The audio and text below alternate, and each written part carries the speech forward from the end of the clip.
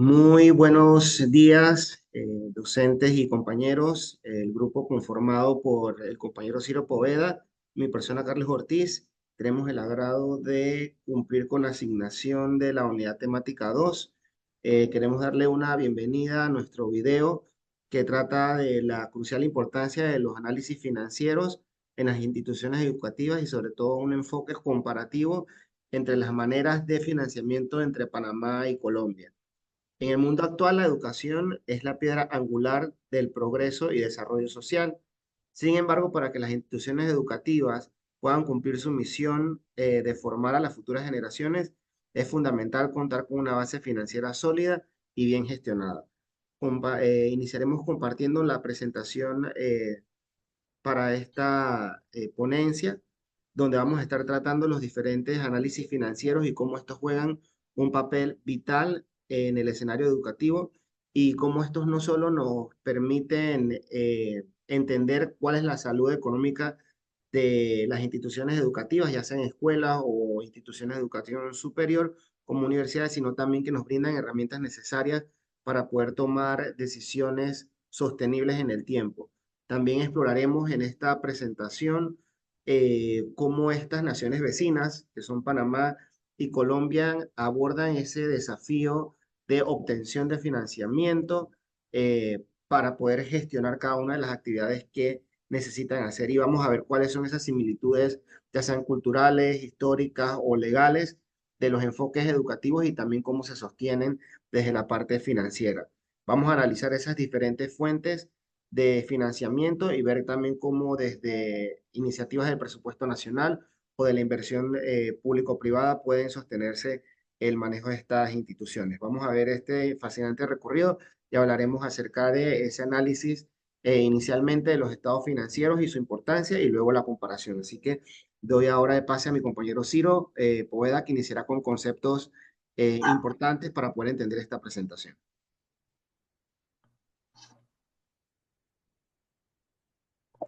Ok, buen día, Carlos. Para dar inicio, básicamente los estados financieros son documentos contables que reflejan la realidad económica y financiera de una empresa. Estos informes incluyen el estado de resultados, el balance general, el estado de flujo efectivo y el estado de cambios en el patrimonio. Los estados financieros también sirven como base para la presentación de informes a las partes interesadas, a los accionistas, inversores y autoridades reguladoras. En ese sentido, es fundamental y crucial pues tener el orden cronológico en sí cuando uno va a partir de cero en el levantamiento de las cifras, la que procede, Carlos.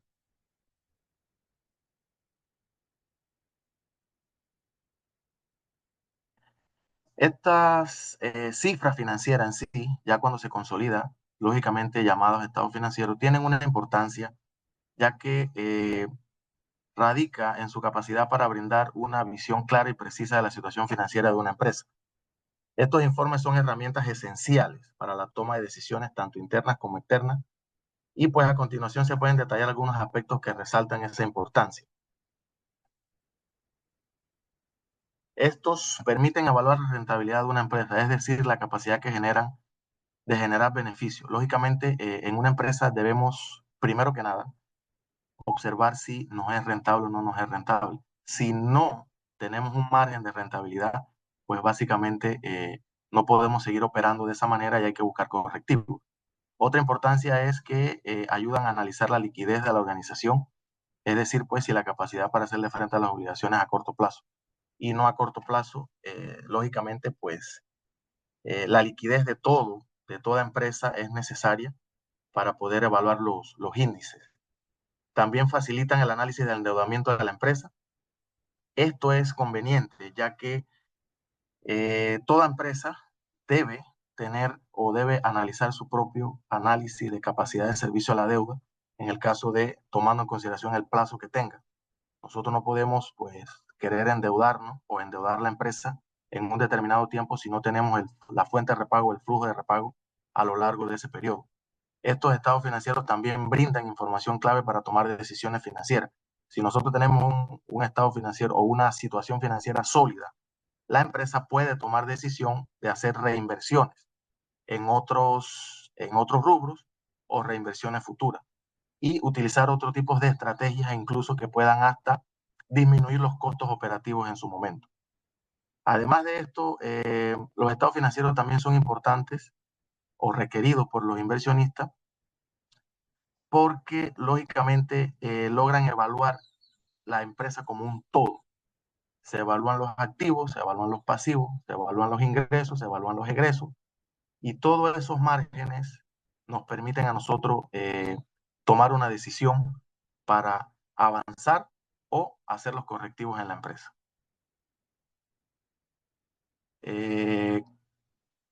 Creo que la parte que continúa ya es del compañero.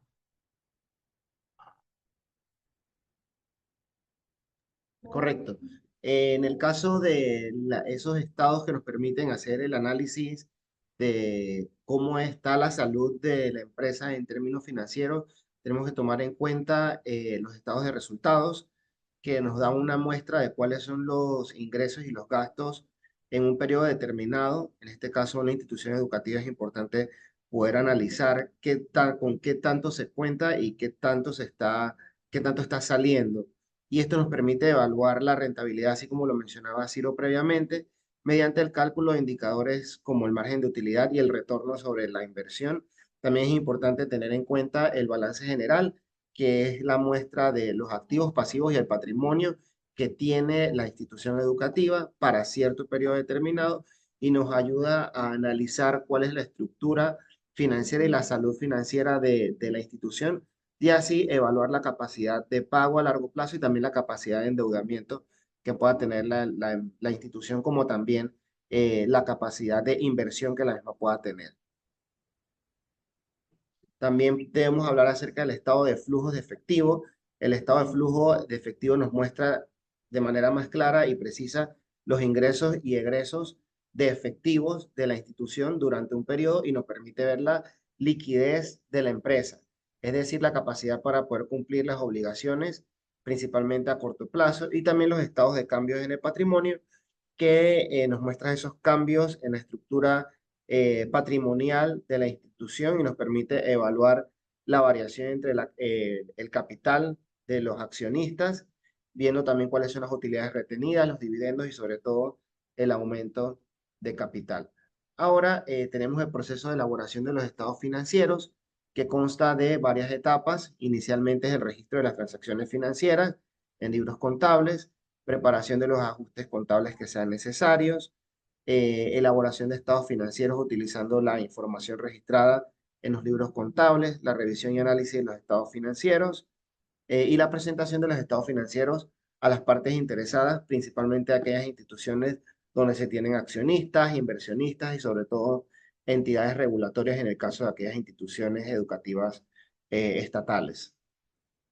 También, para hacer un análisis de los estados financieros, debemos tomar en cuenta los indicadores financieros como el rendimiento sobre el patrimonio, rentabilidad del activo, margen de utilidad, también las razones de liquidez, razón de endeudamiento y de rentabilidad de la institución, y el análisis vertical y horizontal de cómo se comparan los valores de los estados financieros a lo largo del tiempo y sobre todo con respecto a otros elementos respectivamente. En este punto vamos a entonces hacer un análisis comparativo del financiamiento de las instituciones educativas entre Panamá y Colombia. Vamos a estar presentando las principales fuentes de financiamiento que se tienen en ambos casos. Tenemos la fuente de financiamiento que hemos identificado para comparar, que sería el uso del presupuesto o la inclusión de las instituciones educativas en el presupuesto nacional, la creación de impuestos específicos, la generación de matrículas y pensiones, donaciones privadas, cooperación internacional, venta de servicios, créditos educativos y la alianza público-privada.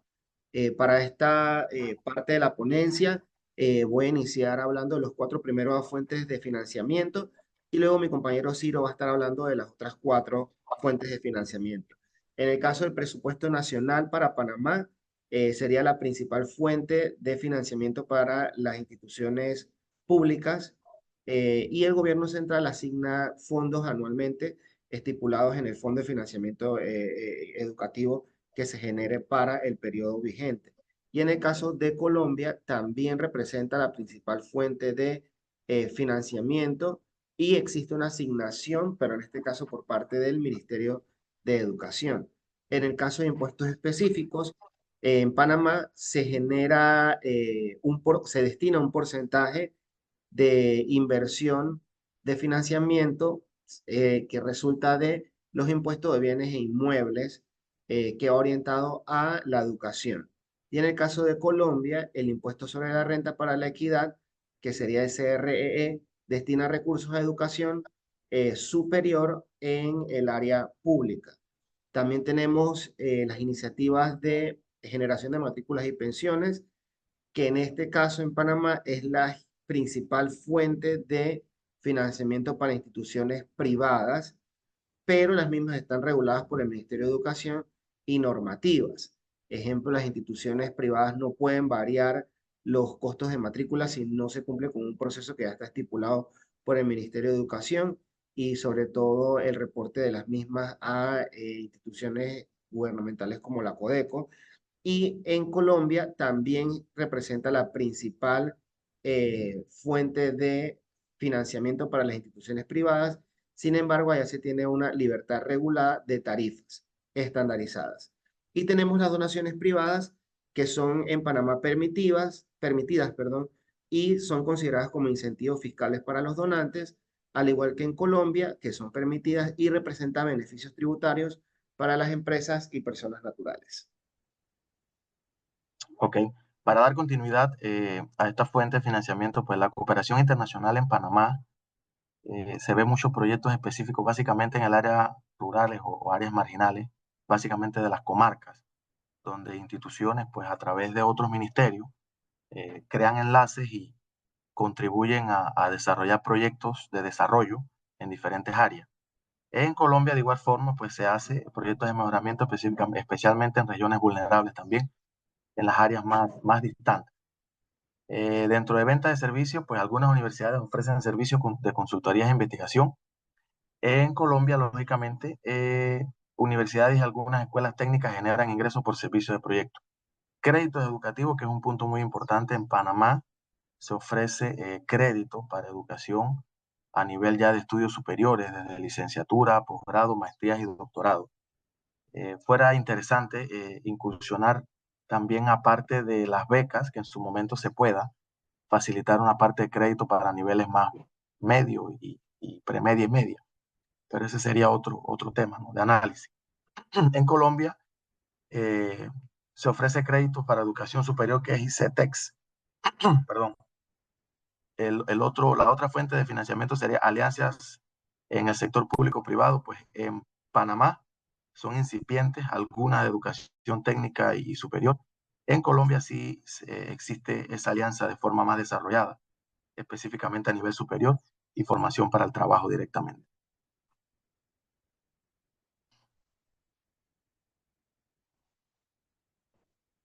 Ok, a manera de conclusión, aportaré 3 de ellas y el resto entonces el compañero Carlos continuará.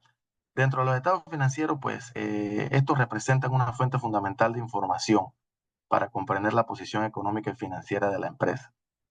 Su análisis detallado, pues, permite a los gestores y partes interesados identificar patrones y tendencias que son cruciales para la toma de decisiones estratégicas.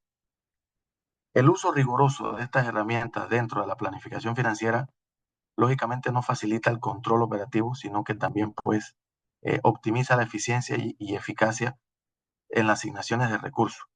Dentro del sistema educativo panameño, eh, es crucial y necesario que el administrador, en este caso, ya sea el subdirector o el director, maneje la parte de estado financiero en conjunto con un contable, que es la persona idónea que puede colaborar para hacer el análisis correspondiente a los diferentes puntos y aspectos que son cruciales para poder justificar y ponderar de forma adecuada todas las cifras que lleva el contenido en sí de los estados financieros. Tanto en Panamá como en Colombia, pues dependen principalmente del presupuesto nacional para financiar sus instituciones, tanto educativas, sean públicas y privadas de igual forma. En Panamá se trabaja a través de un anteproyecto, un presupuesto que se hace, el que se hace en el 2024, se aplica en el 2025 y así sucesivamente. Entonces las escuelas o los colegios y las universidades de igual manera deben de manejarse con ese presupuesto, deben de saber ubicar sus cifras, deben saber qué gastar, cuándo gastar y en qué momento hacerlo. Y de igual manera deben ponderarlo para ver pues si eso les dura o les perdura por el tiempo de la administración que así lo requiera. Ya mi compañero entonces continúa con la parte final. No se te escucha el audio, Carlos. Gracias, Ciro. Importante es que ambos países muestran esfuerzos significativos e importantes por diversificar las diferentes fuentes de financiamiento para poder cumplir con esos proyectos que se establecen para el año fiscal que estén proyectando, que incluye en ambos casos, en ambas naciones, los impuestos específicos, donaciones privadas, cooperación internacional. Sin embargo, Colombia parece, por lo investigado, tener un mayor desarrollo en cuanto a esas alianzas público-privadas y sobre todo los mecanismos que buscan incentivar la participación del sector privado en el financiamiento educativo, que es un área que Panamá puede explorar explorar y explotar de mejor manera. También hay áreas donde ambos países podrían aprender mutuamente, como el desarrollo de alianzas público-privadas en Panamá o la posible implementación de impuestos específicos para educación superior, como es en el caso de Colombia. Estas conclusiones que hemos presentado, tanto mi compañero Ciro como mi persona, sugieren que, aunque existen similitudes en esos enfoques básicos, hay diferencias en la implementación y desarrollo de ciertas estrategias de financiamiento para las instituciones educativas y creemos que ambos países pueden beneficiarse y crecer del intercambio de experiencias y sobre todo de las mejores prácticas en el ámbito de financiamiento para las instituciones educativas. Con esto damos por terminada nuestra presentación, esperamos que sea de su agrado y damos gracias por la atención brindada.